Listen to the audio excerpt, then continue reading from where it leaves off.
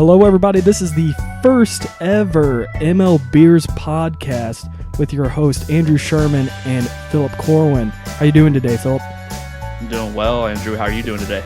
I'm doing pretty good. Just got out of class and having a nice little beer, you know? Right, nothing like a beer at 2:30 in the afternoon. Hey, I mean, it's our days off, right? So why Right. not? Why not? Yeah. So, of course, for today's first ever podcast, we're going to introduce ourselves. Then we're going to talk a little bit about baseball, why we love the game so much. Then, of course, the second thing, beers. I wish this was on video, so I'm tipping the beer. And then we're going to talk about the WBC. I mean, it's been going on. It's going on right now. I have some of the game notes, and it's been pretty crazy if you're watching Pool A. With Israel coming out of the blue, which is really, really intense. Have you been watching any of it?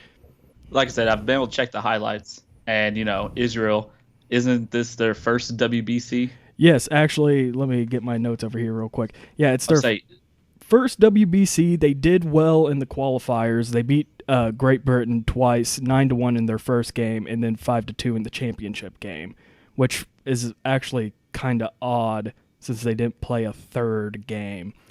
But because it's supposed to be like the first of three or double elimination, 2 losses, you're out type of stuff. So, yep. But yeah, I mean, that team looks really good. So anyway, so about ourselves, myself, Andrew Sherman, what do I do for a living? I work at a TV station. It's pretty fun. Production assistant at the moment, but hopefully my dream goal will come to fruition as the radio announcer for the St. Louis Cardinals. And what fun fact about me? I don't know. I'm not really much of a fun person until you actually see me, get to hang out with me. I'm more of an I guess the fun fact is I'm an animated person when you hang out with me. And we try to have fun, but, try to stay on course.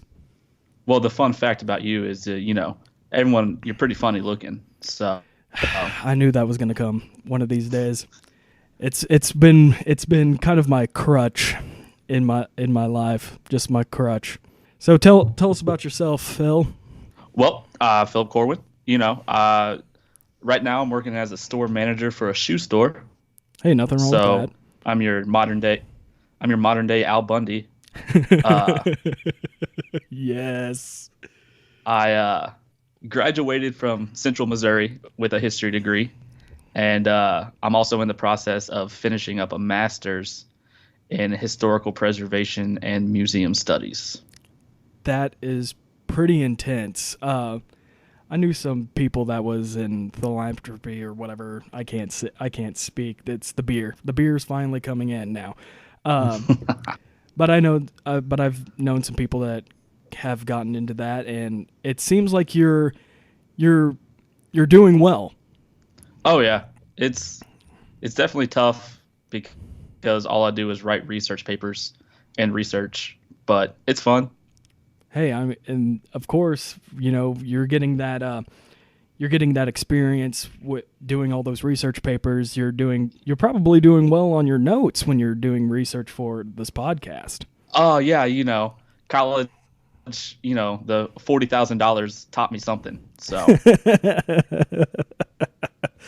exactly, and I'm actually feeling that right now. I think I'm learning freshman stuff in one of my classes. Actually today, taking one of my classes. So I'm learning how to write resumes, and I'm 25, and I've already have been in the workforce for almost 10 years. Well, kids around me are just only 18, 19, maybe 20.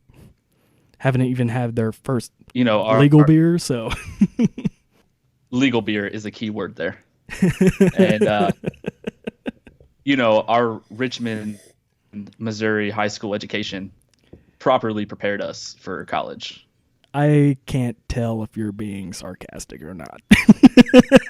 Oh, I mean, 100% sarcastic. Okay, good. Because, I mean, it's really, speaking of how we know each other is through school. I think you'll probably hear a phone in the background. I don't really care. The phone's just gonna go. I'm not gonna deal with it. You have a home phone still? Well, Is this the mid-90s? Well, remember where I live. I live in my grandpa's old house. Yeah. I So forgot. he had a home phone and he had a cell phone. So they usually kept the home phone as the business phone while the cell phones were for personal uses. And Okay. so like all the calls are going to either be from telemarketers. It's mostly telemarketers. And like sometimes like what just happened, somebody's talking onto it. This is actually pretty funny. I don't think I'm gonna edit this out because this is actually funny at the moment. Because Is someone leaving an actual message? No, kind of. All he just said was hello 3 times and that was it. Usually it's dead air and then it turns off because they just hang up the phone. But I don't really answer the phones because most of the time it's telemarketers. And that person, he might be important, but if it was important, he would have left a message. So Not said hello 3 times. Yeah, not just like said Adele. hello. Just be like, if it would have been nice if he was like, hello, if nobody's there, I'm this, blah, blah, blah, and I need this. I would have been fine. I might have gotten off of here real quick, Picked it up, get a message, but if you're that was probably some guy trying to do some type of telemarketing, so I'm not dealing with that. Okay, so getting back to what we were talking about. So how we know each other is through school. Philip was in my sister's grade, my sister Kate, and we really got to know each other through band because since you were two grades above me, of course that was the only class that we could participate with all grades was band, and we had a great time. I mean, it was really fun. Oh yeah, we did. Yeah, a lot of fun, a lot of marching. I do miss the marching. Really doing a whole lot. I mean, I do. Oh, me too. It was fun. Yeah, I do miss the marching. I do miss the EE Pointer era of band. The last 2 years. Yeah, it's been terrible. I was recently back this past homecoming, and they did, the homecoming parade, and I don't like to knock the bands that came after me there, but just something seemed different, and it just didn't seem right. It's because they probably snake the corner, right? That, and they weren't all in uniform. Oh, God. Homecoming. I know. And I'm just like, that's when you do need a uniform because homecoming's like in September, and it's, right in the mid. It's like in that little golden area of weather. So you kind of do need your uniform, and it looks so much better with a uniform. If anybody that's in band or was in band in high school, always wearing that uniform brought pride. There was just something about it that made you, a bit BA in a way, and it was just always always fun. You had it nice. You got to wear the actual uniform. Since I was in the percussion section, I just got to wear all black. Yeah, I didn't understand that. I really didn't understand that at all. No, that just, I think our senior year, we wore bandanas for a little bit. Yeah, I think that was kind of like, that was kind of like the, was it for the field? Was it for the field performance that you guys had to wear bandanas? Yes, it was one of the field performances we did. We all had to wear bandanas, so trying to replicate Drumline, Nick Cannon. Yeah. Hey, there's nothing wrong with that. There's nothing wrong with it at all. But those were good times. And yeah, they were. I mean, it formed really good friendships, and you really got to know. It kind of really set you up to how to get to know people. Because, there was no way that, in what I've seen, is that there was no way that anybody didn't have a friend in band. It didn't matter if you were percussionist. Didn't matter if you were a tuba player like I was, flute, clarinet, trumpet, even though it was difficult at times to be friends with a trumpet player. Yeah. It didn't. And I felt the most sorry for them just because that was Pointer's instrument. Oh yeah, and he expected greatness no matter what. Out of everybody. Yeah. It was just. So, no, it was really a fun time. So, anyway, Phil, you came up with the idea of this podcast. What gave you the idea, and like why? What and why of this podcast? Well, really what came to me is if you remember in 2015 when you had your own little podcast you're doing. Yeah, I do remember that, and I kind of wish I still kept with it, but of course it was school and family and all that stuff, but keep on going. Oh yeah. It kind of came to me, that idea is because, I was helping you put together Excel spreadsheets I was doing the stats, sending in stuff and stuff like that. Mm-hmm. And then, that really got me focused more on not just my favorite team. And so throughout the whole 2016, I was just more invested in all of baseball rather than just my sole focus on one team. Mm-hmm. And so I started focusing more on different stats and going through stuff like that and became more invested. And it just got to the point to where I felt like I needed to have an outlet to talk about it mm-hmm. and offer my opinion. And to be different in the podcast world of baseball, where there's thousands of different baseball podcasts you can listen to, I wanted to add something unique to it, mm-hmm. which is, unique to you and I, as like we prefer craft beer over macros. Beer, yeah, let's keep it. If that's what you want to call it. Let's keep it PC on that, because there's people out there that, if you say differently about the macro beers, they'll try to cut your throat. And I can't knock certain beer. There's two beers that are, I guess, considered macro that I still drink. It's Pabst Blue Ribbon and Miller High Life. I have Miller High Life in the fridge right now. There's no, I can't knock on the Pabst. I can't knock on Miller High Life either, because that's what my brother gave me a couple days ago, and I was like, okay. Even though I have a top fridge full of beers, but those are tasting beers, not just to, sit around and have fun. And you know what you're going to get when you open a Miller High Life or a Pabst Blue Ribbon. Mm-hmm. It's going to be the same thing every single time. Of course. So those beers have their time and place. Yes. But, the majority, you and I drink craft beer. So I wanted to offer a segment that, we took a unique perspective on beer. Like, what beers are we drinking when we are watching baseball? Mm-hmm. And that's where I wanted to go with it. And I think it was you or I brought up the whole what beer goes with what team. What team? Yeah. Or what division, or, you brought up, when you're watching a game, but I think you brought up with situations of the game.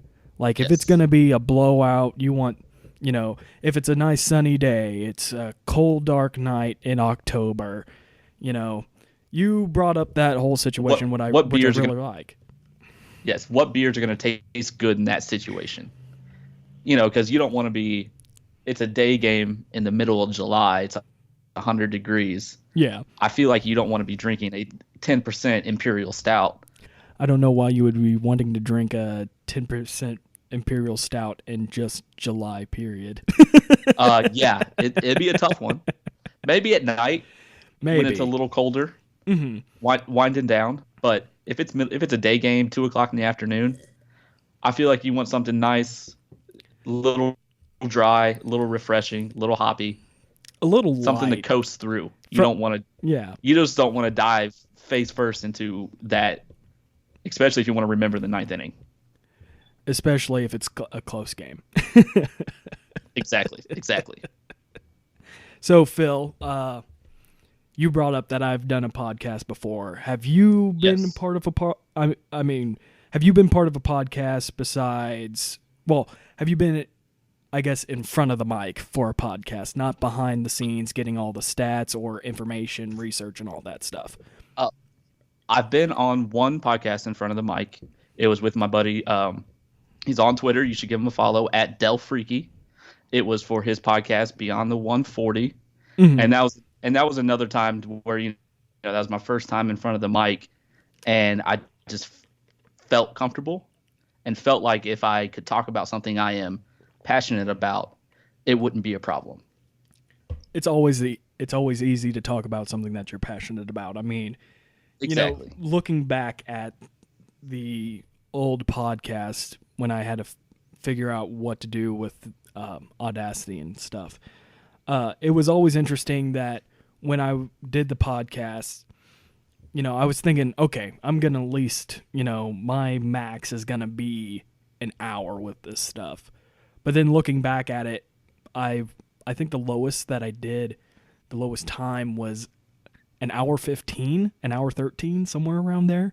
And my longest was an hour 30, but that was with baseball and the start of the playoffs. And I really wanted to talk about that because it was something unique, especially with the 2015 playoffs.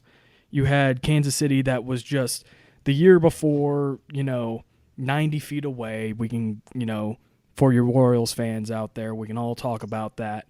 Then you have the Giants, possibly a three-peat, even year three-peat.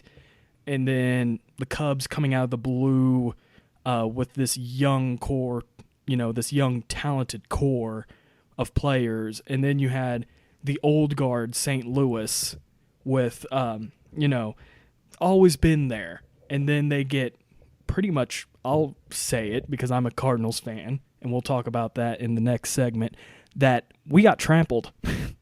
We got trampled in that NLDS. It was ridiculous. Yeah. And then you had the Mets coming out of the blue. They had the offense from, what's his name? Something Davis. Oh my God. Not Ike Davis. It's not Ike Davis. That's who. No. It's the alcohol now getting to us. But him hitting those. And this, folks, is why you don't drink beer at 2:30 in the morning and talk about baseball. Well, 2:30 in the afternoon, but Afternoon. Same thing, same difference, as they like to say. But that guy hitting having a home run in 7 consecutive games was ridiculous. Are you talking about Daniel Murphy? Daniel Murphy. For some odd God. reason, I get Ike Davis and Daniel Murphy mixed You're up. saying Davis, and I was like, I named him, and then the home runs, that's what clicked. Yeah, Daniel Murphy. Daniel Murphy with a 7 consecutive home run in game. And then you had Los Angeles, of course, being another old guard, but the Mets, they had that really killer pitching rotation with Noah Syndergaard, Jacob deGrom, and Matt Harvey, which they were, it was kind of Matt Harvey in his prime in a way. Yeah, he'll be 29, I believe, in the middle of the year. Don't quote on me on that. But it was just this really talented cores coming up, these youthful groups versus the old guard. You had the Yankees that since probably 2009 pretty much had to quote unquote rebuild, even though it was the majority of it was veteran players, facing a really up and coming Astros team with Jose Altuve, Luis Valbuena was on that team, Chris Correa, and you had George Springer. George Springer. Can't forget about that guy. Chris Carter, I Yep. believe, was first baseman. Dallas Keuchel. Let's not forget about the man that won the AL Cy Young that year.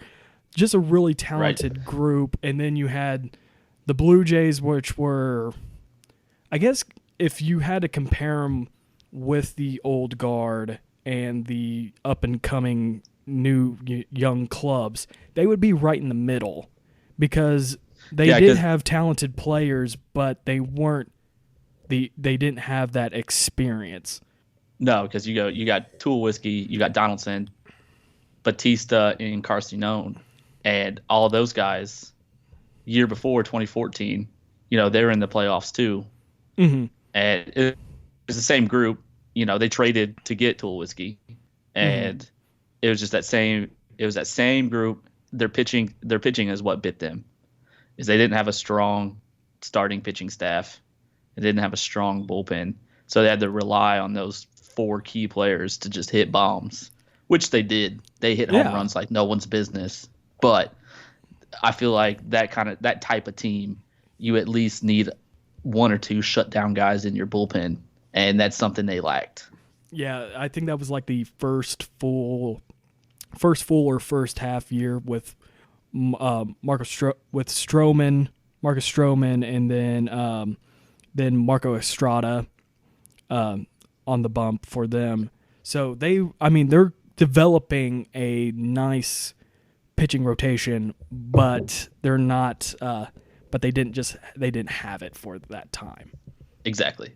All right, so now since we kind of like started the whole baseball segment baseball in talk. A way, baseball talk differently than what we planned for this, this introductory podcast is now we brought up with me and we kind of brought up with you. What's your favorite teams and why? We'll start with you, Philip, because I've been talking the whole time, it feels like. Well, my favorite team by birth has been the Royals. I grew up watching them in the 90s, 2000s, and here on out. That stems from my dad. He was born in 63. Royals came to town in 69 or 68. 69. 69, yeah. And so, he's watched them. He watched the Royals from, the mid-70s through the 80s just pretty much dominate the American League, except for the Oakland Athletics. They ran into the Oakland Athletics, and they ran into the Yankees. And, you had the Tigers and all that good stuff, but the Royals' playoffs hopes were always dashed by the Yankees or the Athletics until, somehow with an old team in 1985 pulled it together. But, growing up, they were my favorite team. They were awful most of my life. But then in 2006, Dayton Moore took over. And, he came over from the Braves. And I believe it was the president or GM for the Royals in 1985 actually went over to the Braves after that. Yeah, I think to interject real quick, I think it was the guy that just recently got into the Baseball Hall of Fame. Because, so, all right, keep on going. So, Dayton Moore came from that kind of, it was cool to see that. And then, I was 16 in 2006. And that's kind of when you saw the culture change of, granted, they sucked for a long time. So they had the high draft picks, and you saw guys getting drafted like Eric Hosmer, Mike Moustakas, Danny Duffy, Christian Colon. Christian Colon's not quite there yet, but, you have these type of top 5 prospects, and you could see that the future holds good things as long as they weren't the typical Royals who traded off those top prospects. And so I got some really good memories from watching the Royals. When I was a kid, my grandma took me to the Kauffman. I was either 8 or 9 years old, and this is when you could still pay to get your birthday announced on the big screen. Oh, that's pretty awesome. Yeah, and so I'm pretty sure I was 8 years old, and they actually played the Minnesota Twins on my birthday, but they lost 3-0. So that what can you do? I mean, that's still an important memory to have. Even though they win or lose, it's a great memory to have. Oh yeah, it was an awesome game. It was just cool to be there. I got to sit in Diamond Club. She had my name up on the scoreboard, happy birthday, all that good stuff. So that was one of my favorite memories. But my favorite memory of late is when I was at the 2014 wild card game against the A's. Yeah, I'm pretty jealous of that because that's when I when I just got into school here at Missouri State, and all of a sudden the Royals were just rocking up north, and I was like, Yeah. it must have been me. I must have like stopped it in a way, and then they just got good. I mean, they were good. I mean, they were building up since 2011, but I mean, just like me moving, then they get to the World Series. It's just like, okay, I was this crux for the Royals. Yeah, yes. And so I was at that game. I sat in section 423, row double Z. My back was up against the concrete of the stadium. Nice. There wasn't a chance that I was going to miss that game. I had to be there for it. It was a real baseball game. When you go to extra innings like that, and to this day, I still can't believe Salvador Perez swung. I can believe he swung at that, because he swings at sliders down and away to this day, and it's just whatever he did, he did it right. It barely missed Donaldson's glove. It was just the perfect connection with the ball and the bat. Yep. Yeah, I that remember one time that. where That was, he had his butt pretty much out of the batter's box. He was leaned all the way over the plate, and just he did what he had to do to get it to the left side at least, and just everything happened from there. And they went on, swept their way all the way to the World Series, got to Game 7, tying run on third with Bumgarner on the mound, and Salvador Perez, the hero, and then same pitch, popped it up to Pablo Sandoval and foul ground, third base territory, and that was it. Baseball is a lovely but dirty game, as Noah Syndergaard said. I think it was the night or the day after their wild card game last year. He said, baseball is cruel. It can rip your heart out, but time heals all wounds just right in time for spring training or something like that. And I was like, that is the perfect saying for baseball. Actually, I got one that might be a little better. It says it's from a quote from A. Bartlett Giamatti. Oh, okay. It says, baseball breaks your heart. It is designed to break your heart. And I didn't want to quote the whole thing because it's like 3 paragraphs wrong, but essentially the way he's talking about it is a game to where it starts in the spring, flowers are blooming, it's the start of the new season, everything's going well, and then right when you think you've had enough, the World Series is over, and it's cold and it's winter, and then you got to wait 2 more months, and then spring flowers are hitting again, the warm weather is back, and baseball's back. Hope springs eternal, right? Yes. Isn't that what it is?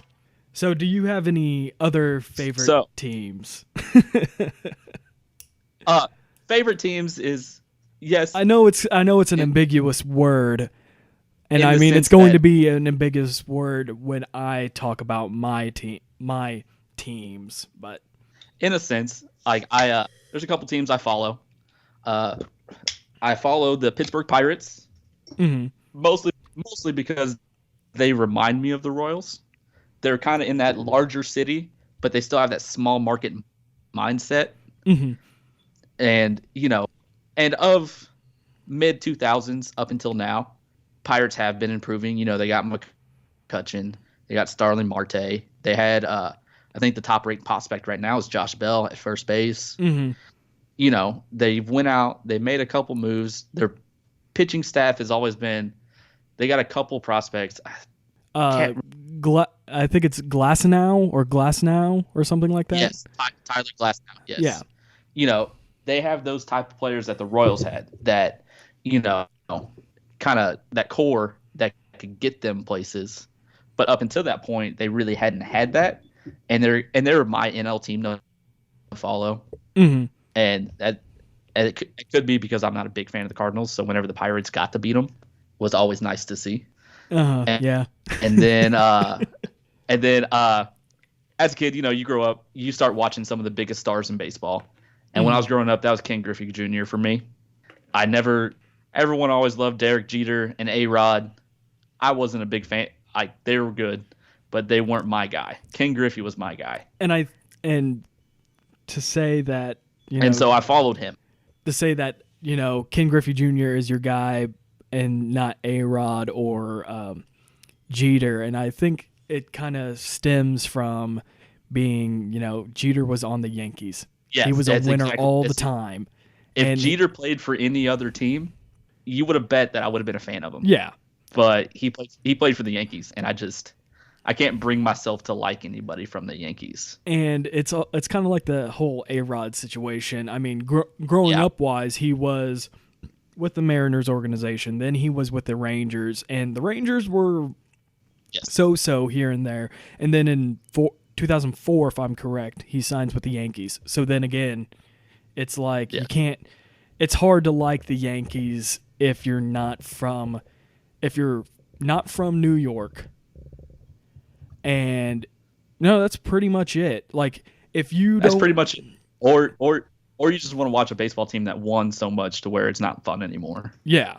And that's understandable. And I mean, you could say that for my favorite team, the Cardinals, but it's different in a way. And I know that a lot of people are going to be like, no, it isn't, blah, blah, blah. It's like, well, we didn't win 4 titles in a row. We never got that opportunity. Like, we were close every year, but there was always that one little error, one pitch that just didn't work out. Just things didn't happen. And like going back through it, it's like 2004. That was just.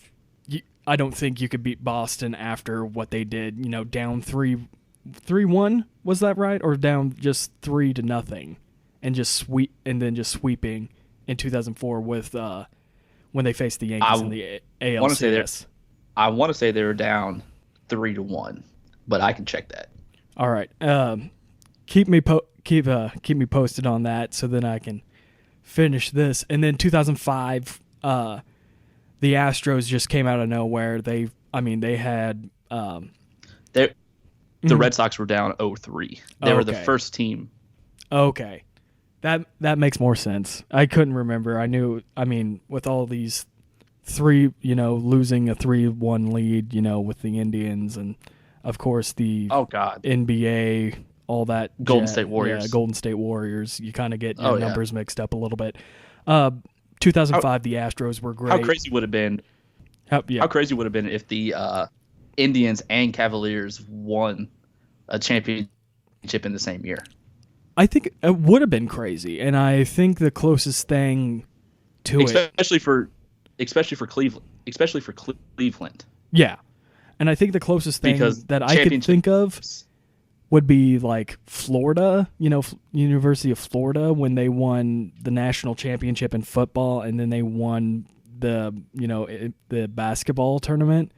I would think of that, but then I'm like, that's like a college town, so I don't know how it would really feel. Right. All right. So, anyway, besides the Pirates, do you have any other teams that you like? Well, you kind of hit on it. It was the Boston Red Sox, just because it goes back to my history degree, because a lot of the history that I learned through high school and my early level college classes revolved around American history. And Boston was kind of at the hub of all of that. Mm-hmm. So, I did a lot of reading and a lot of writing over Boston. Mm-hmm. And then, so just being engulfed in their history, you kind of grow a little bit of love towards the city. And so that's when I started watching, the Red Sox in the early 2000s. And they did, they won their World Series, broke their curse, all of that good stuff. So, that kind of made me like them a whole lot more. Mm-hmm. But what really set it off was in 2008, I got to go to Fenway. Mm-hmm. And, I did the Fenway tour and all that good stuff. And then I got to stand on top of the Green Monster.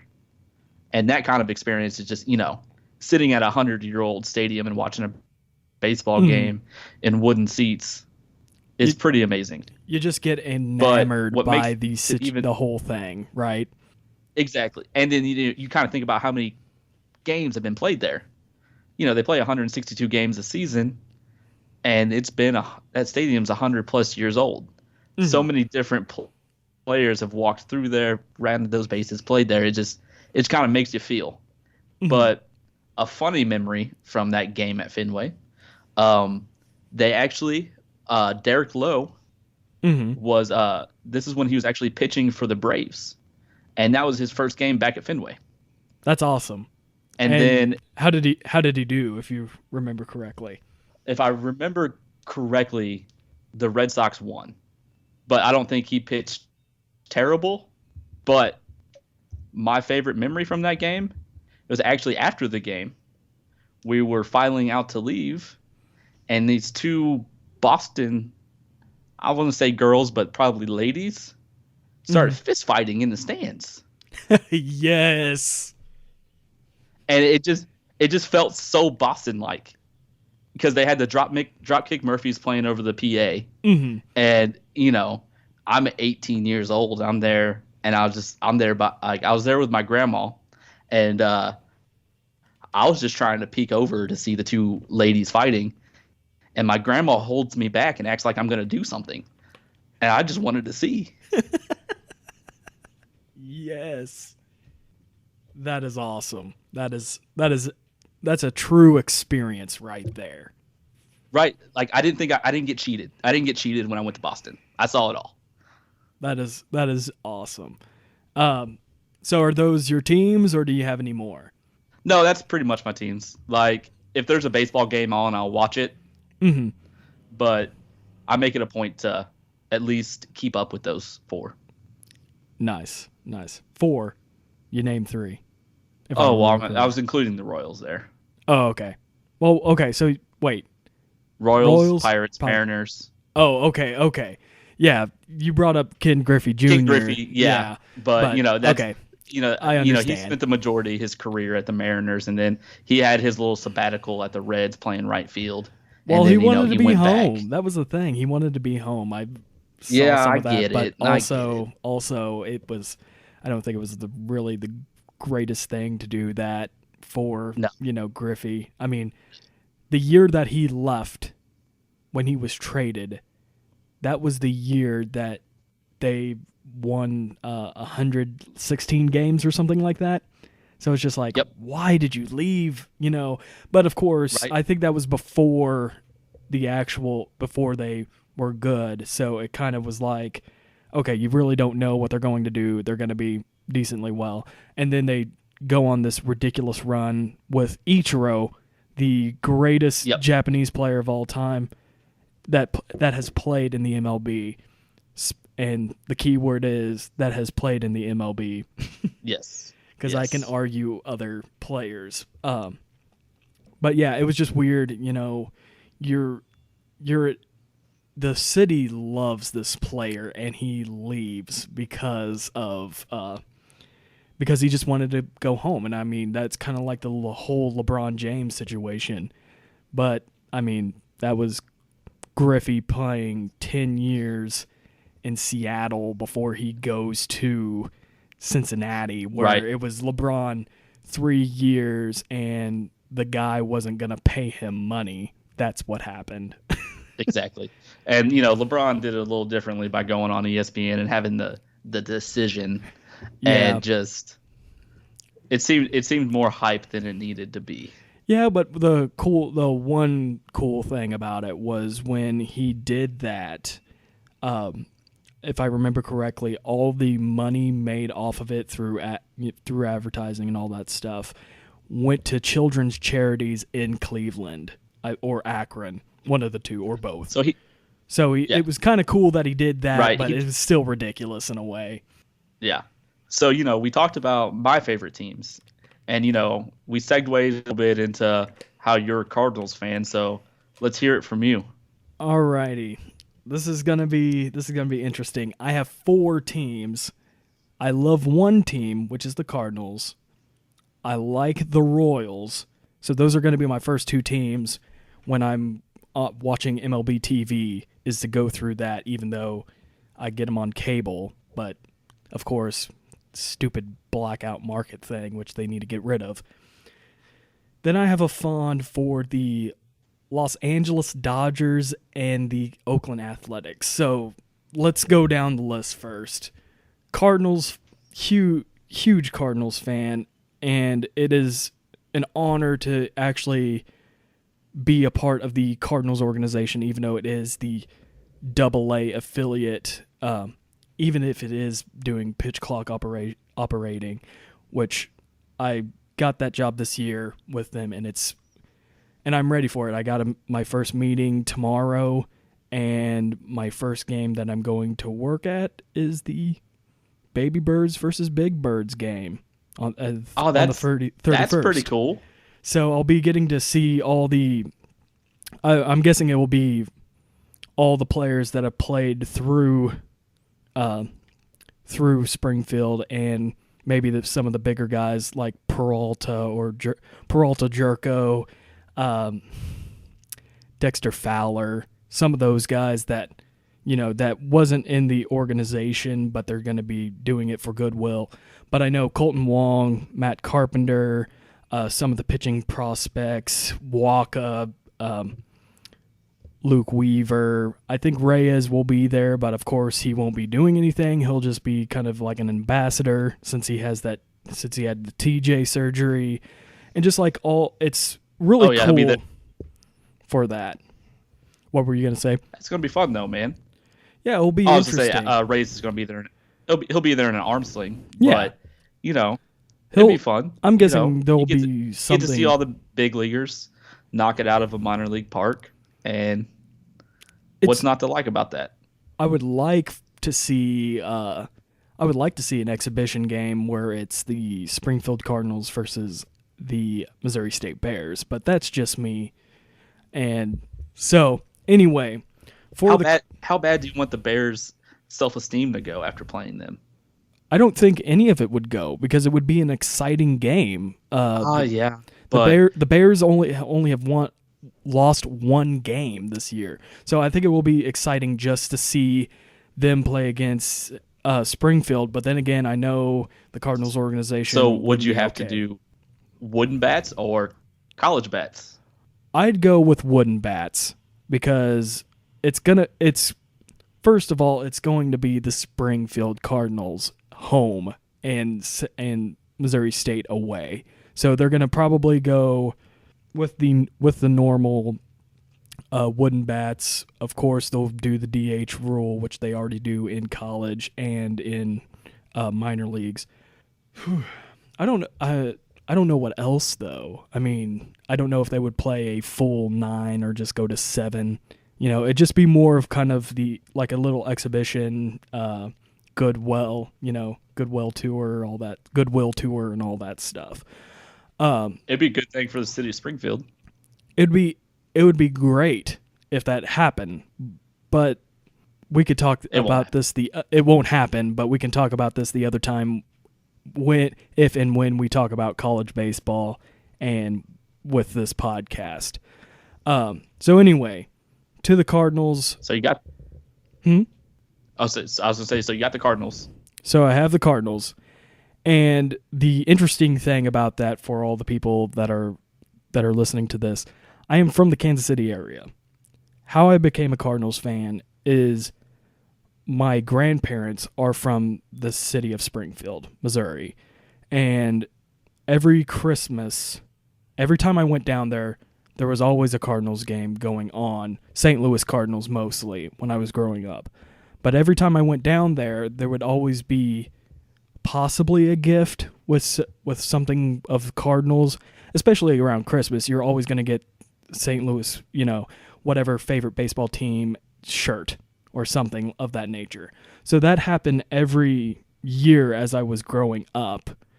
And it became a full indoctrination. I'm not going to say it was kind of an indoctrination.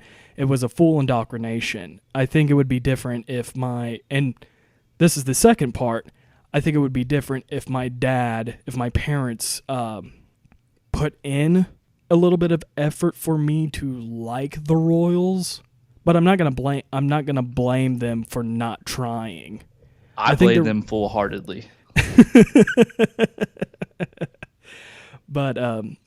But that's how I'm a Cardinals fan, and there's always going to be some love in a way, and every year or every 2 years I try to buy I buy shirts of those 4 teams that I've named, and maybe another shirt if it's interesting. Like I was going to buy a Ken Griffey shirt that said 99.3, the voting number percentage for the Hall of Fame, which was really cool.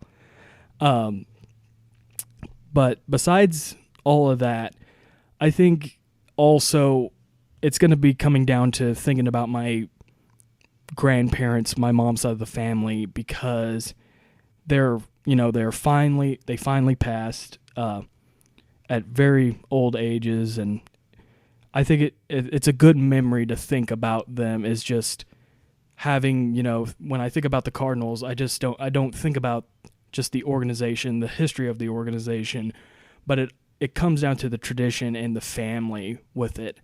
And it just seems like there's always a tradition where it's not forced, or I guess, it would just be forced, because it seems like when you're in, I shouldn't say it seems, but to me, if you lived in New York City, you have to be a Yankees fan.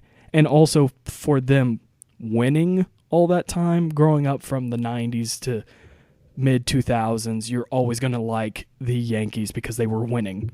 And it was hard to be a Mets fan unless you lived near Shea Stadium at that time. But for that, it's just a way to remember my grandparents, my uncles, and all that stuff. For the Royals now, they're my, for Phil, it's easy for you because they're like your hometown team. You've been following them forever. Oh yeah. Your dad indoctrinated you to be a Royals fan. That's how it is with me being a Cardinals fan.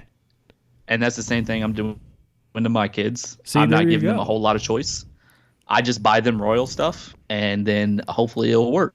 And the good thing about it is you live close to Kansas City, so you'll have that opportunity once in a while, maybe once every year or a couple times a year. You will have that opportunity to go see a Royals game. Maybe it's against the Cardinals, maybe it's against a division rival, or the A's, or Los Angeles, which I've been to a Los Angeles game against, the Royals were playing against Los Angeles. Great game. But anyway, that's how I feel with the Cardinals. With the Royals, they're my hometown team. And I think it started to happen around 2012, because that's when they got Hosmer, they got Moustakas, they got Perez, what you brought up earlier. Plus, I've also watched Alex Gordon play down here in Springfield when they had the Wichita Wranglers, and they would play against each other. And I think he was third baseman still. Yeah, I was going to say through his low minors up until he first got called up, he was a third baseman. Mm-hmm. And then, he got his stint, or as they would say, his cup of coffee up in the major leagues, and he just routinely struggled at third base and with his hitting. And then that's when he was sent back down to, it was the Omaha Store Chasers now. Yeah. And, he got shifted back to left field. And, we have the 4-time Gold Glove, multiple All-Stars. Yeah, 4 straight Gold Glove winner. Let's add that to the mix too. Not just 4-time, but 4 straight years. Four straight. And, he possesses that arm of a third baseman in left field. Yeah. And he was able to make that mental gap, or I guess make that mental jump, becoming a left fielder. And he doesn't have the traditional pop or power of a corner outfielder, but up until last year, he struggled mightily last year. But up until that point, he's always had a basic stat, decent batting average, and able to drive in his fair amount of runs. But seeing him down in the minors must have been an experience, though, especially at third base. Exactly, and especially with the Royals organization with George Brett, being the shadow. He's always in that shadow. If you're going to be a third baseman, you better get ready for that.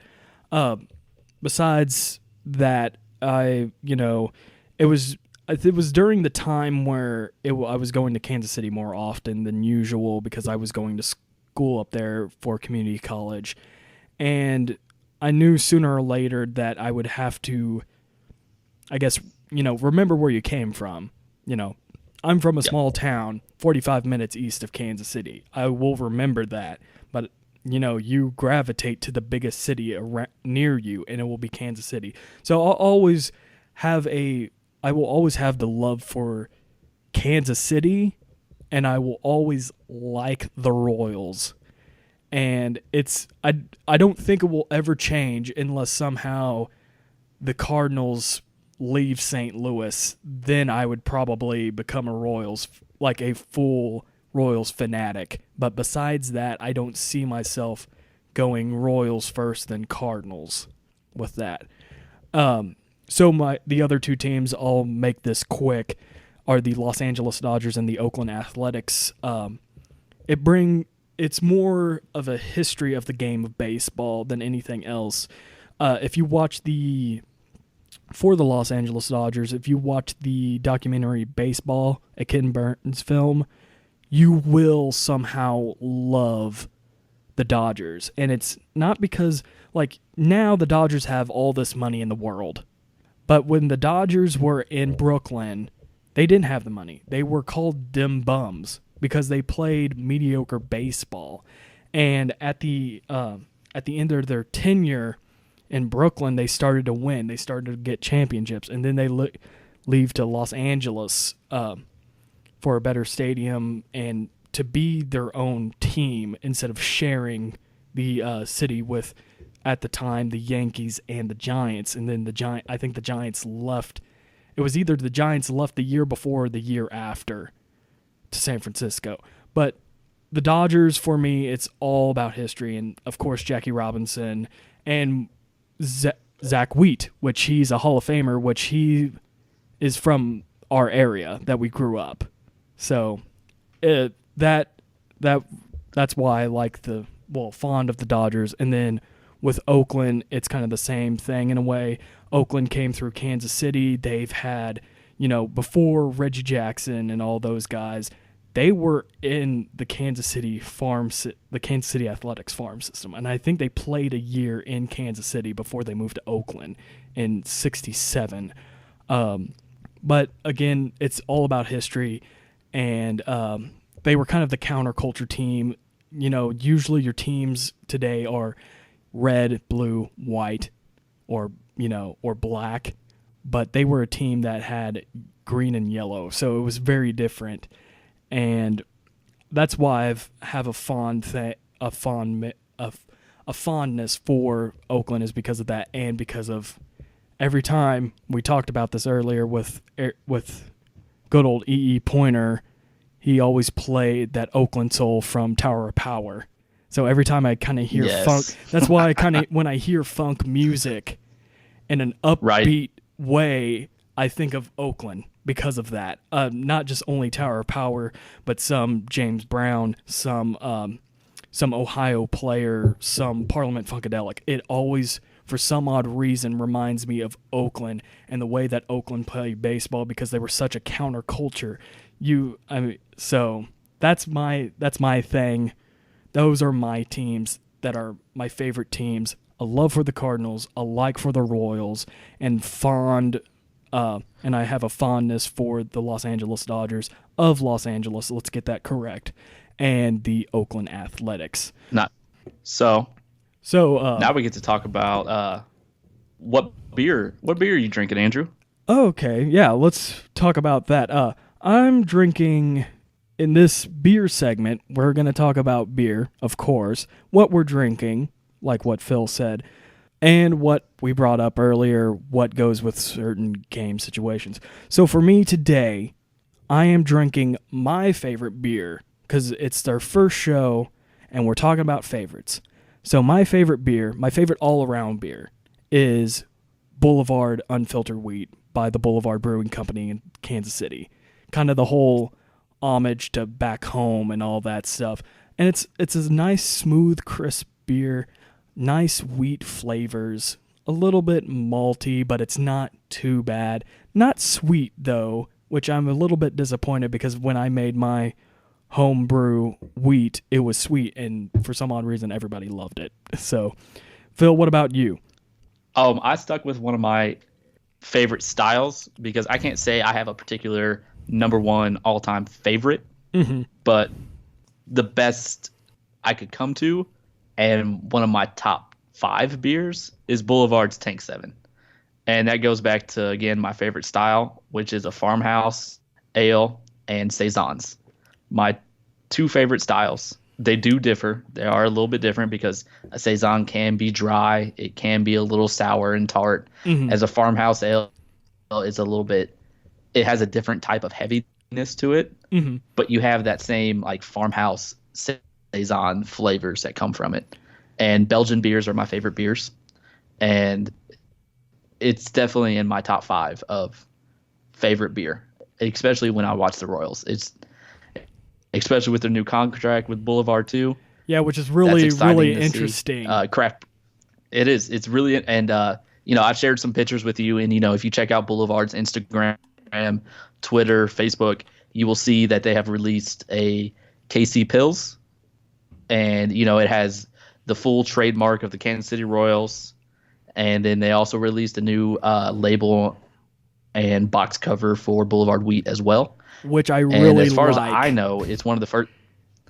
It's one of the first instances where I see a craft brewery having MLB trademark on their packaging. Yeah, and able to use it, because up to this point they had to kind of lawyer their way around. When the Royals went to the World Series in 2015. And 2014, Boulevard brewed a beer called Crown Town, which is delicious. I wish they would come back. It was good, that, but yes. But it would have been even sweeter if they were able to use a Royals trademark in that. And that's the bet. And they did the best they could.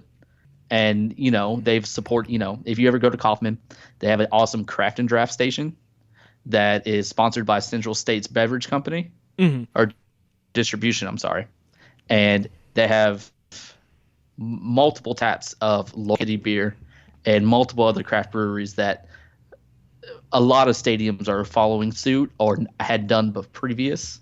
But the whole Boulevard getting the sponsorship of the Royals as their official craft beer is a pretty huge win for them. It's not only a huge win for Boulevard, it's also a huge win for the Royals and the game of baseball. And this isn't the first major sponsorship that Boulevard has done. Their first major sponsorship was with Sporting Kansas City, which is a great sponsorship. And it just seems like if you can get your local whatever it is, local brewery, local food, local whatever it is, when you get that something that is significant to the city of wherever you are behind the teams, and they both, I guess, they come together perfectly. There's no, it's not like trying to put a puzzle piece in like different ways to see if it works. It just fits perfectly, where it's awesome to see that for the city of Kansas City. And maybe, hopefully, it will happen around the United States with the game of baseball. I think if you look at the craft beer hubs of America, Colorado, California, Florida, and Boston, I'm really surprised Boston Beer Company, which Boston Beer Company is Samuel Adams. Samuel Adams is the name of the beer. Boston Beer Company is the name of the company. I'm really surprised that the Red Sox have not been able to work something out with them, just because they're technically have been one of the leaders in craft beer. So, yeah, I actually kind of agree with you there. And then it's of course Colorado, where Oscar Blues, but you also have Odell, and although I think that would be more of a bidding process for the Rockies to deal with than with Kansas City and with the Royals and Boulevard. Really easy. The only two big things there. But then once you actually do the whole beer process with the Colorado Rockies, they have to like put up a bid, like see who would be the highest bidder and would take it. And then it would be kind of almost the same thing with California. out in California.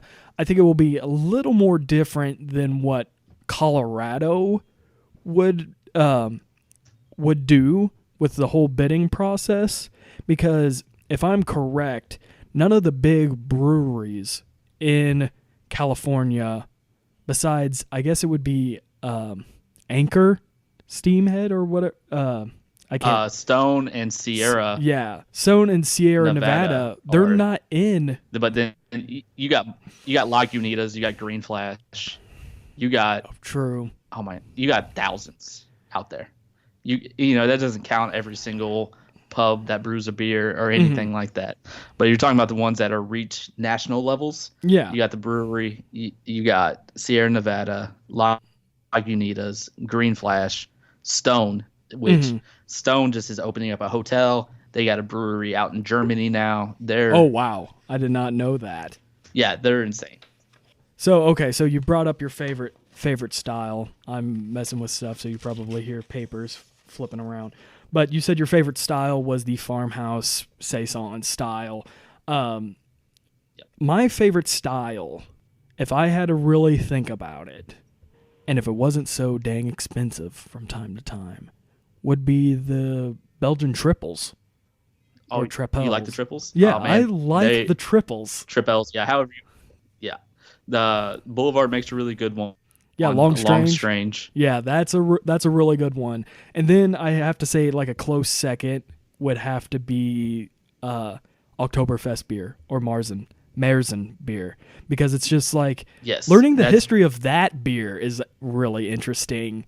How they would store it in caves, let it do its process, get beer from it from time to time, and then before the deep freeze, they have the Oktoberfest, and the Oktoberfest that you have in Munich compared to the old school Oktoberfest are very different, because the Oktoberfest that they would Oktoberfest beer, the Marzen, would be more of like a celebration of the harvest, while the Oktoberfest that everybody loves, that's in Munich, is based off of oh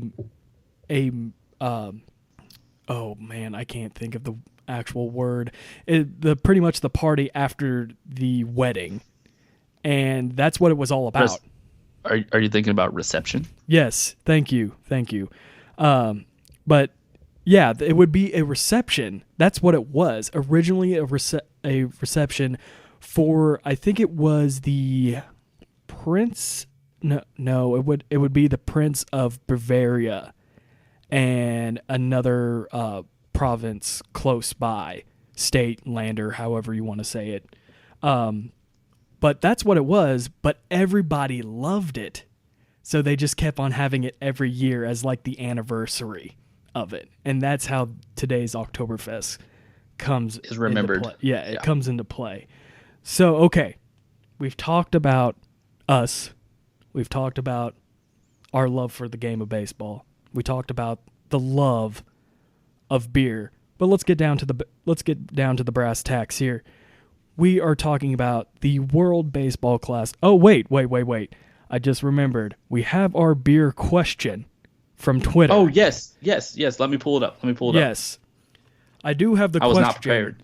I do have the question, but I don't remember the person on Twitter. That's my bad. I forgot to actually put that in my game notes. I got it pulled up. Okay, this go ahead. This comes from @witwit barista, and that's spelled WITTWITBARISTA.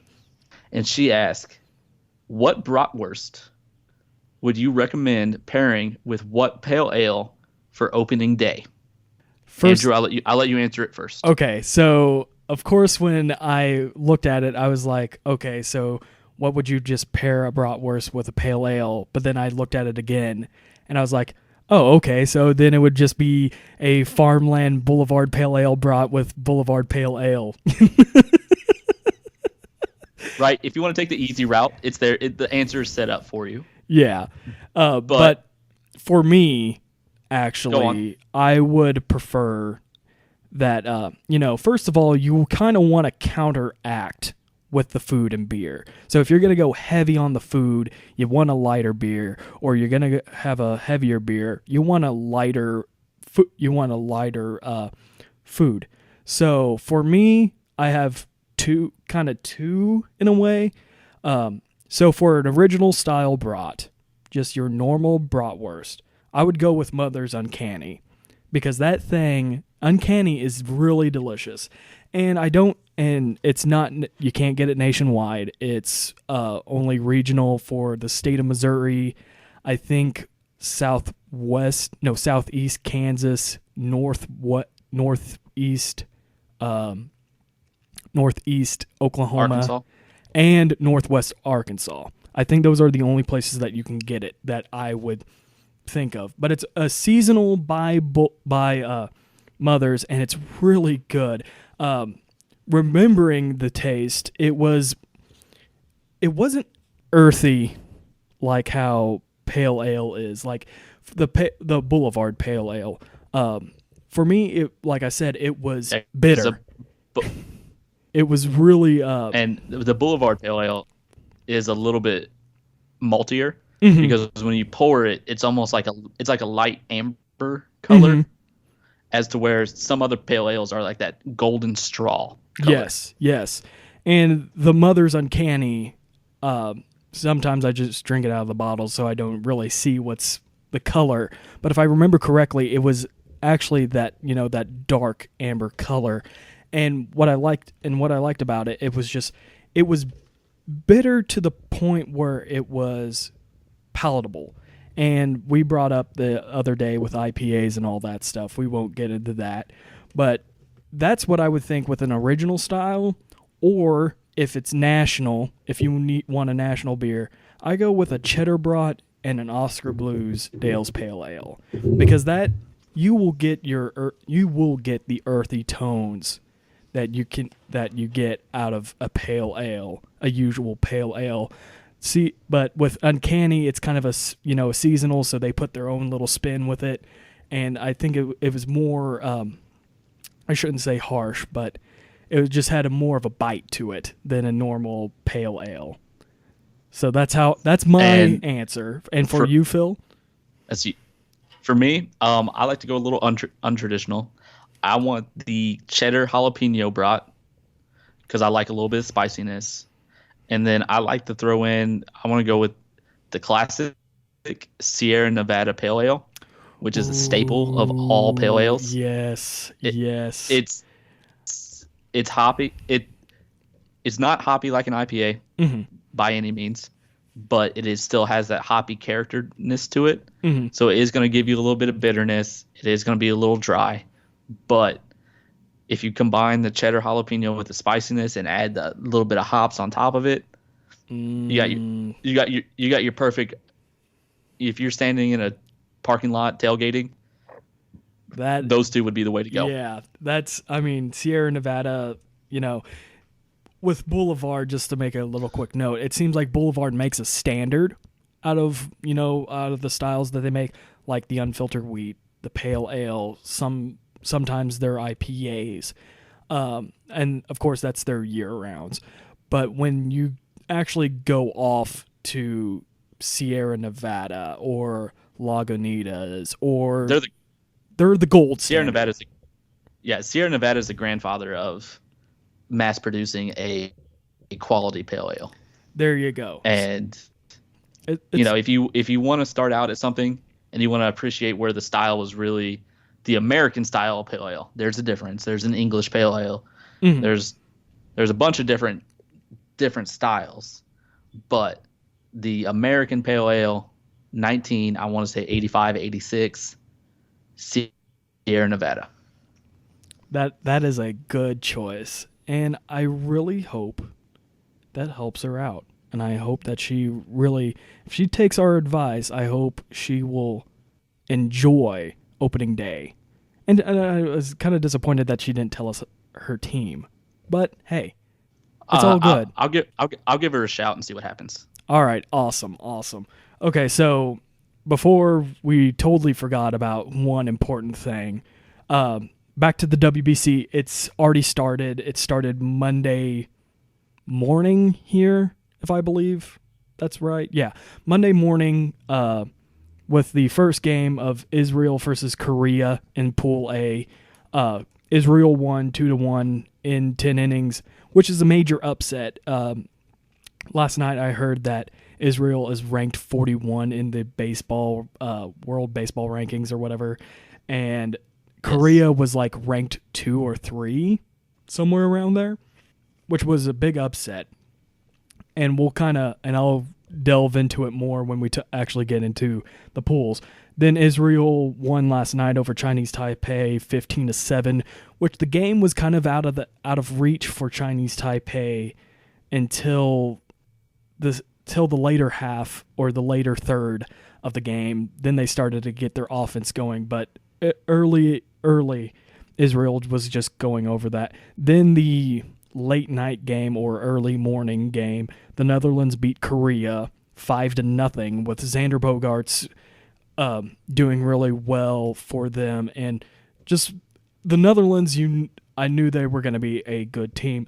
So then for Pool B, Japan played this morning against Cuba, which was a really awesome game. High scoring, of course. Japan won that game 11-6. And tonight at 10 Eastern, 10 o'clock, 9 Central, and then you can just figure out wherever you may be, as Vin Scully would say, figure out the times for that game. But it will be China versus Cuba in Pool B, which would be the second game, I believe, in that. Yeah, it would be the second game in the pool. And then they will play a night game where it will be Japan versus, let me check my notes real quick. Would it be Japan versus Australia in the early morning game, I should add, which usually they play around 3 or 4 o'clock in the morning, which I've thought about getting up to watch them, and then I'm like, I need sleep. Sleep? Yeah, sleep over the World Baseball Classic every day.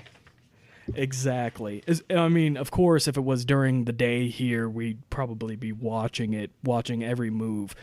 Okay. Oh yeah, if it was at a reasonable, even if it was on in the afternoon, I could watch it. I'm gonna wake up that early just to catch a Australian baseball game.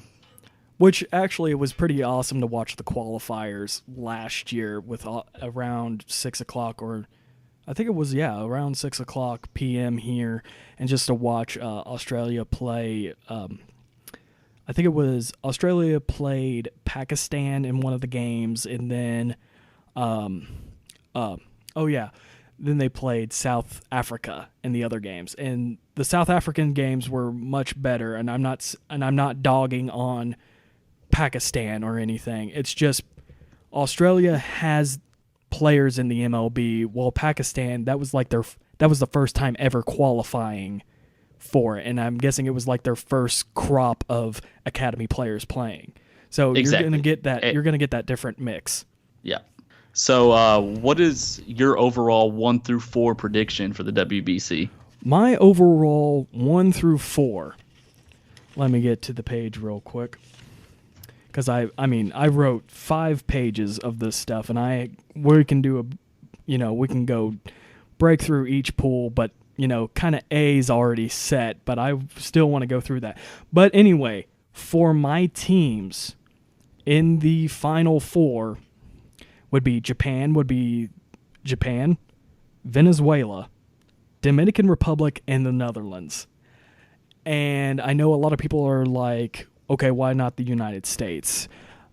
It's a mixture of how national pride takes into effect. Because, well, national pride versus money, I should say that. And for me, sometimes people want to go for the money, sometimes people go for national pride. And that's why you see, like, Japan, if you've seen the highlights when it's Japan playing at home or Korea playing at home. They got those stadiums packed, and it's really awesome to see those cultures together. But then, of course, when you're watching the U.S. games, you have everybody there watching it. But for me, Venezuela has a really good team, which I think they are in their group. Let me take a gander real quick. No, they are not in that group. It's the Dominican Republic. God, I should have known that. Anyway, for Group C, well, let's go, group to group. Do you have anything to add real quick before I? I could break down my top 4. Yeah, go ahead. I went with prior champions. I went with Dominican Republic number 1. Mm-hmm. Number 2, I went Japan. Mm-hmm. Number 3, I went U.S. Mm-hmm. And then number 4, I went Puerto Rico. That's a really good solid lineup of those 4. For me, it was the past 2 big champions, and kind of an experimental with Venezuela and the Netherlands. So first of all, who's your champion?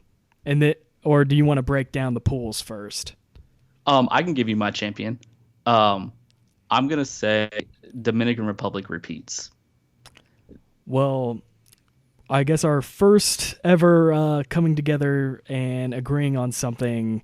I have the Dominican Republic also. That team is stacked. I mean, like going back to it, it was like when I was writing it, I was like, and looking at the roster, I was like, who isn't on that team that is Dominican? Because you have right here's your notable players. You have Adrian Beltre, Robinson Cano, Manny Machado, Hanley Ramirez, Jose Batista, Nelson Cruz, Starling Marte, Wellington Castillo, Bartolo Colon, Ivan Nova, Alex Comey, and Luis Severino, which that's just the players in it, and that's not counting the pitchers pool, which that has Johnny Cuetos, Carlos Martinez, Edison Volquez, Dylan Betnes, and I wish he didn't get injured, but I wanted to see Alex Reyes in it, just to give him. Sorry. Hey, it's all good. Yep. Nope. No. Dominican Republic, that roster is just, it's too much to compete with. Mm-hmm. And even if you look at the USA's roster, they got tenfold the amount of stars, I guess, that are playing. Yeah, but the notable players that I have is Chris Archer, Jake McGee, which is pitcher for the Colorado Rockies, Andrew Miller, Marcus Stroman, Buster Posey, Nolan Arenado, Eric Hosmer, Paul Goldschmidt, Ian Kinsler, Adam Jones, and Giancarlo Stanton. It's good. I mean, those games are going to be intense no matter what happens. But I just see the Dominican, it's because of that national pride over money in that situation. You're going to have the Dominican Republic over the United States. And maybe I am wrong saying that it's going to be more of greed than national pride with the United States. I could be wrong with that. But I know that there's going to be a time where these guys, the U.S. players, are going to be like, all right, do we play till the 23rd or whatever? That's the championship game. Or do we play till would be like the 17th or the 16th? Just play the first round and the second round and just be like, okay, MLB season's coming up. We're just kind of going to give up in a way. But again, I could be wrong. They could just be ready. They're going to, this is probably one of the best teams to ever play for the United States. If you look at it, I mean, yeah, you can be like Derek Jeter was on that team, Ken Griffey Jr., blah, blah, blah, blah, blah, blah, blah.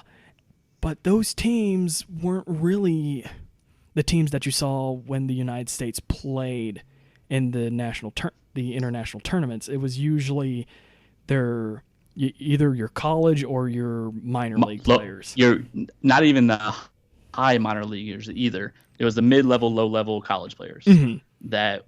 Because at that point, when you're getting up to high, even if you're in AA, but if you're one of the highly touted prospects, the organization isn't wanting to send you somewhere where they can't monitor you. Mm-hmm. and it at that point it's a risk over reward. And Exactly. the risk is them losing you for a season, or you hurting yourself to where the point to where you can't come back and be what they have projected you to be. And that's, like you said, how long do these types of players just like an Eric Hosmer or a Danny Duffy, how long do they stick on the roster before the Royals kind of give them the ultimatum of, not even ultimatum, but just kind of tell them like, you got to come back. Yeah. With that, it's, like I said, it ends on the 20th or the 23rd, but it's that ultimatum, and it's not a sense of oh, you're going to lose your, for Duffy. I'm guessing he's going to be top of the rotation this year, right? He's going to be number one starter. Oh yeah, and that was even before the tragic loss of Ventura. Duffy was coming into the year being number one.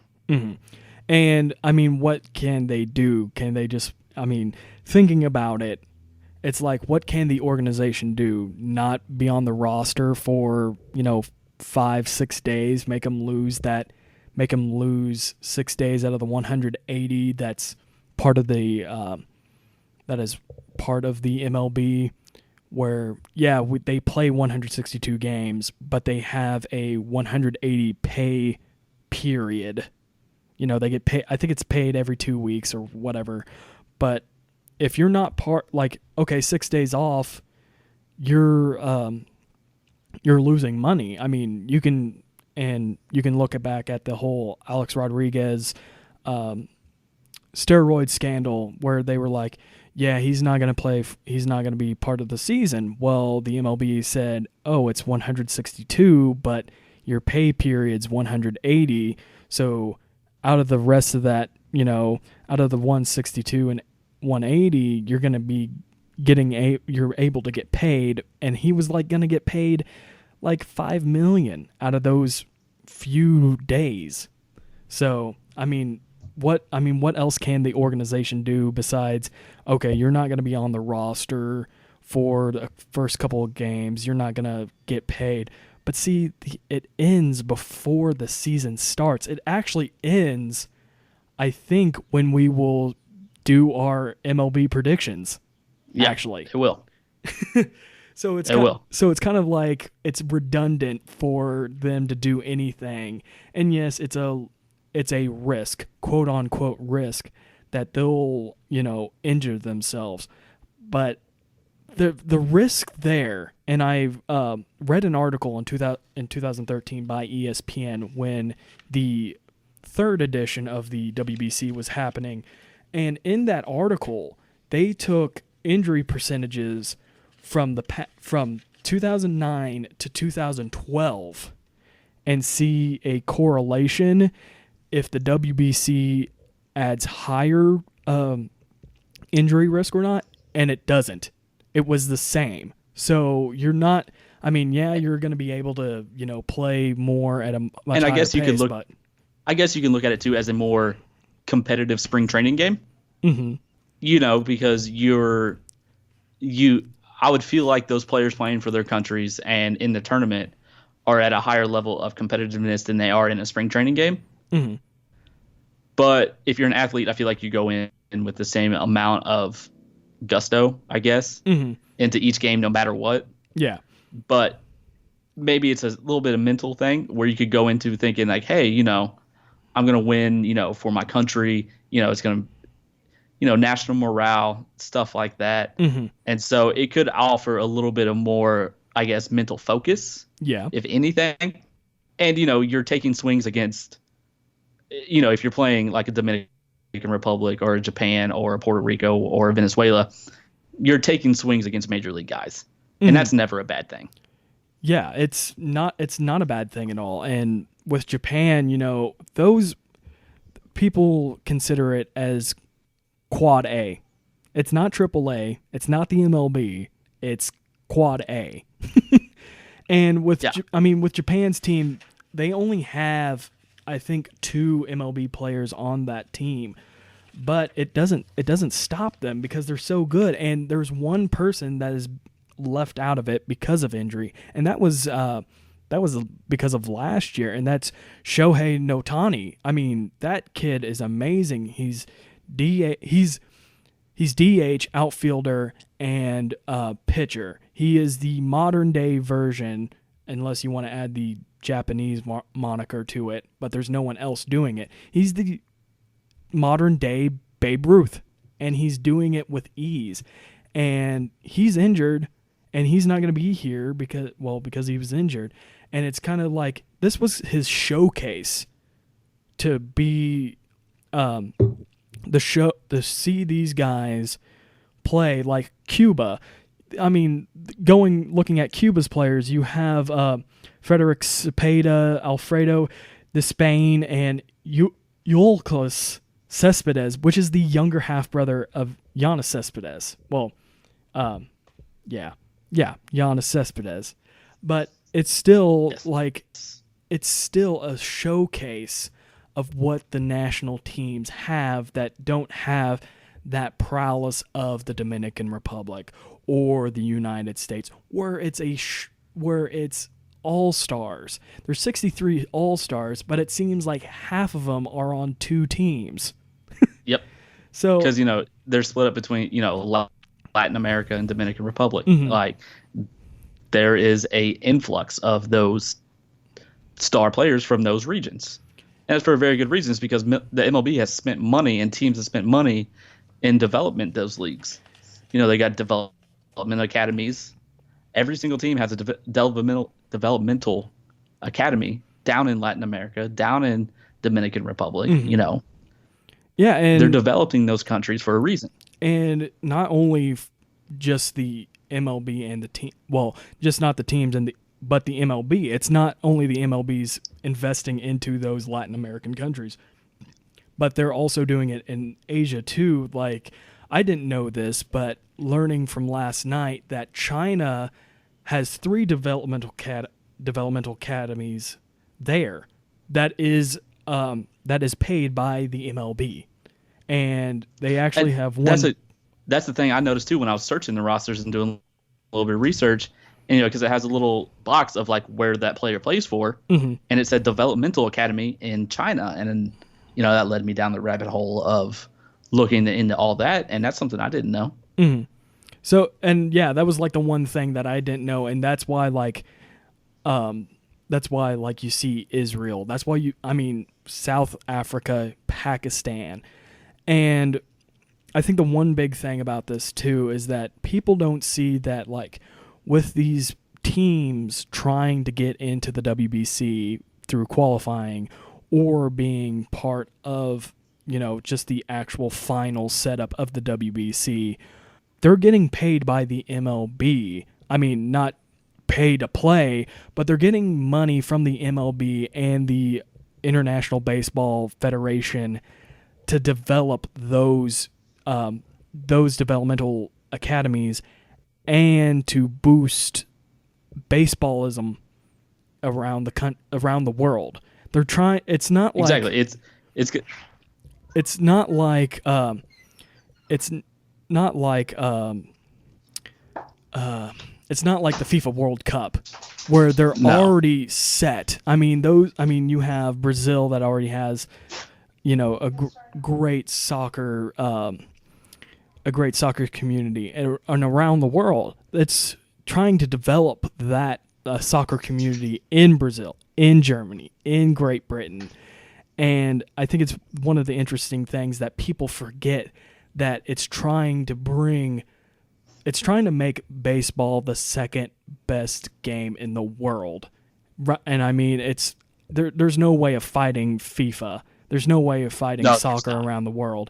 You would have to take basketball out of the equation. That's the main opponent for baseball around the world is basketball. You can't beat soccer around the world. It's the beautiful game. So with that, I think it brings up to the question, should there be a World Baseball Classic? And I say yes. What about you, Phil? I say yes too. It's a good international tournament. Like you said, it's not quite comparable to the World Cup of FIFA, but it offers the same kind of atmosphere of bringing in international talent, watching international talent that we don't get to see on a regular basis. And it just offers competitive baseball even before opening day, and that's nothing I'm opposed to. Yeah, I've especially that last part, the competitiveness of the game of baseball. You don't see that in spring training because it's just trying to make sure that you're on the team. And like I brought up before, it's kind of a showcase. There's comments. There's been podcasts where why we shouldn't have the World Baseball Classic. I mean, you can go back to Noah Syndergaard saying that no player has won a World Series and played in the WBC, like how they care for it. And I actually looked that up at the rosters of the United States team. And Shane Victorino for 2013 for the Red Sox and Derek Jeter in 2009 are the only two teams that have the only two players that have played in the WBC for the United States and went on to win a World Series. And then went on to win a World Series? Yeah. So I was kind of like, okay, there's kind of your fault there, but then again, that's just me looking at the United States. And, of course, that would be Noah Syndergaard for that. Yeah. But like you said, like you were going to say, if I looked at other teams, it would be a different story. It would, it wouldn't just be two players. It would be probably, a nice handful. It'd be a dozen, maybe 2 dozen. But, of course, Noah Syndergaard would be considered the nationality, a U.S. citizen, U.S. player. So that's the reason why I went with the U.S. And another thing, too, I brought up the showcase. And there was a podcast I'm not going to name, even though he would probably maybe like the name drop, but he has a lot of viewers. He would say that it should be more of a showcase than a World Baseball Classic where it's nation against nation. It should be up and comers with up and comers trying to get into the MLB or trying to get into AA, players across the world trying to play top performance, just like I said, a showcase. But that's what I saw. And some of like the Canadian roster, I saw some Can-Am players that were on there, and then even on the U.S. roster and on the Israel roster too, there was independent league players. Yeah, and they're trying on that roster, and they're trying to play for them. Exactly. For them, this is their showcase. Yeah, and also with Japanese players, Korean players, which Korea has not shown well, but it's just like it's already kind of a showcase. But I mean, I get where you're coming from, where it should just be the best players of the world and not no nationalities with it. But it's already kind of a showcase. So that's how I feel. Yep. Do you have any extra additional remarks with that? Interjections? Not necessarily. It's, like you said, it would be nice to see more of some of the lower end prospects be playing, just like you said, to get their showcase, to get them more national recognition. Because right now, if you want to see those lower end prospects, you got to really follow a baseball team. You got to really follow MLB in general, just to get down into their low A, high A. How many people are following the Arizona Fall Baseball League? It's that type of thing. I mean, I only followed it because there was a couple Cardinals on there, which they did well, and some of them are actually on these WBC teams. But that's where you start. You're watching your team, the Cardinals. I'm watching the Royals, and that's how I fell into Arizona Fall Baseball League, was because some of the top Royals prospects were going there, and then I started watching the other prospects and going on from there. But how many girls are out there really divulging themselves into that? I would feel a majority. Mm-hmm. So if the WBC was able to offer a showcase type, then it might have a little bit more appeal, Mm-hmm. or a little bit more like draw. Because right now, you get to see the superstars play, you get to see the top names play, which that's always fun. Mm-hmm. Don't get me wrong. But if I saw some of the mid top 100 prospects going out there and playing, or even the top 100 prospects playing, that might make me want to watch it just a little bit more, just to see how they perform in a environment outside of spring training. Yeah, I like that, and I mean I have no problem with the WBC or the person saying that they want to see a showcase, but I would like to get the WBC down first, and then maybe have a showcase. But then it's like kind of I just see it as kind of a redundancy. Yeah, that's the reason why I see that. But I kind of do wish we do see more of these mid-level prospects in it. And also, I think this is the only time to do it, because I'm pretty sure prospects don't want to do a showcase in the winter for it. They go play Winter League down in the Latin American states and the Dominican. Yeah, but those aren't nationally televised. You're not going to.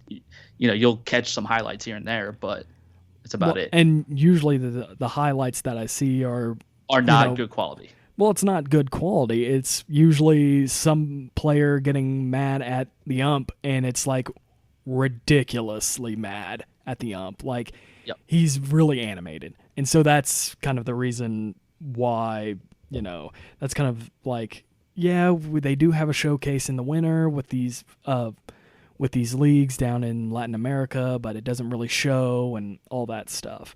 And also, I will have to say one thing that I kind of wanted to bring up with the WBC.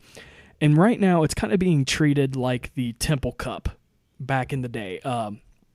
From, if I remember correctly, from 1893 to 1897, the National League had a cup at the end of the year. It wasn't by the National League. It was by I think it was an entrepreneur that brought it up, that they should have this Temple Cup. And usually the National League back then, they had 12 teams, first through 12, and they didn't have a championship. They didn't have a playoff. And that's what it was kind of like, but they kind of acted like, okay, the top two teams face each other, and the players and the fans would kind of get mad, because it would be like, it doesn't make sense. Why are we having it? You already have a champion that played these 140 games or 130 games, and then you want to add a championship against 1 versus 2, and then like the second place team wins. It's dumb. And that's what some people see it as. It's like, okay, we know who the best are. It's kind of dumb to have this. Why are we having it? So.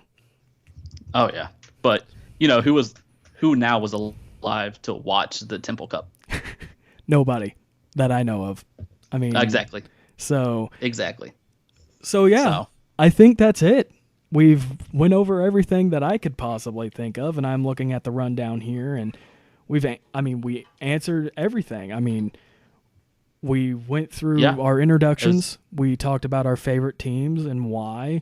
We talked about what beer we're drinking and answered a beer question, which I was actually surprised that we were going to get a question for our first show.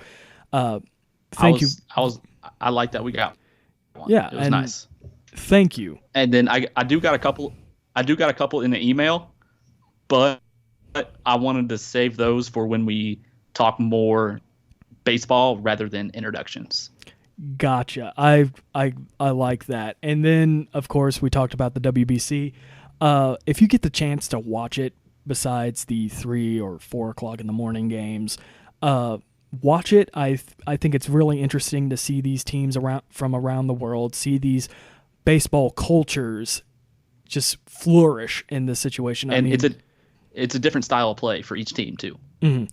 Because we here in America, we get conditioned to watching AL teams and NL teams, and when you watch an international team like Japan, like Cuba, like the Dominican Republic, they have different styles of play. Exactly. And that can only broaden your knowledge and appreciation for how baseball can be played. Exactly.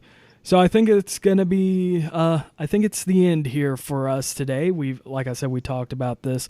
Yes. If you want to get in contact with us, we have an email. That would be MLBeerspodcast@gmail.com, right? Yes, sir. And then we have our own Twitter, which is... Nope. What? Nope. Our email is just Major League Beers at Gmail. Okay, Major League Beers. League Our Twitter Beers handle is at...